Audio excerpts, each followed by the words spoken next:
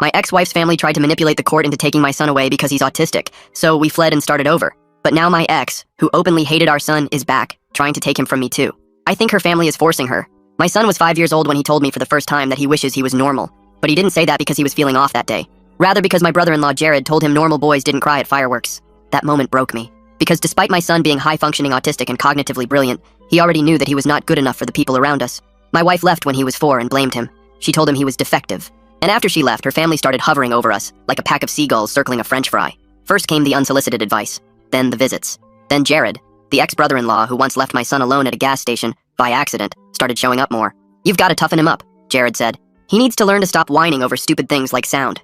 That same week, he tricked my son into getting into his truck for ice cream, then left him at a playground 3 towns over, and called CPS on me for neglect. It thankfully didn't stick, but it planted a seed in my in-law's head that I was unfit to parent. Soon after, my ex-wife's parents filed for emergency custody, but they didn't use the gas station or the ice cream incident to prove their point. Instead, they used my son's autistic behavior to prove that I was abusive.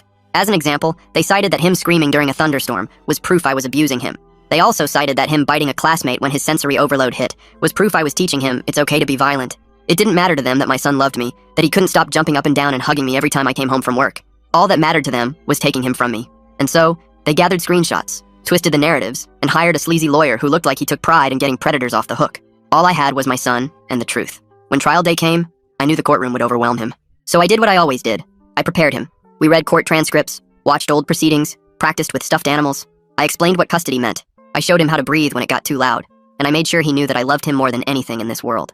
In the courtroom, the in-laws sat smug, Jared winking at me like he'd already won. As expected, their attorney painted me as negligent. He said my son needed proper structure. Even fabricated a lie about me laying hands on him. It was a nightmare. When he was finished, the whole courtroom looked at me like I was a monster. I looked over at my son, expecting him to be sad or nervous. But instead, he was mad, like he wasn't about to let someone lie about his dad. He got called on stand, and just like we practiced, he began speaking. But he didn't follow the script. At first, anyway. Instead, he started going off. That man was lying. Never talk about my dad like that again. He never hit me. He loves me. When Mom hit me, he stopped her. I love my dad so much. He never lets my peas touch my mashed potatoes. He puts labels on my bookshelves so I can find every story.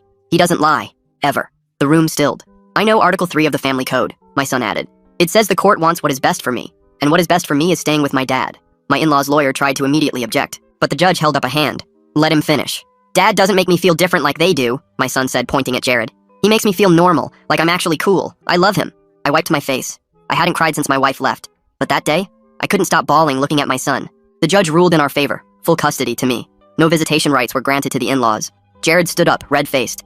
"This is a joke!" The bailiff approached him as he continued to yell. "You'll regret this.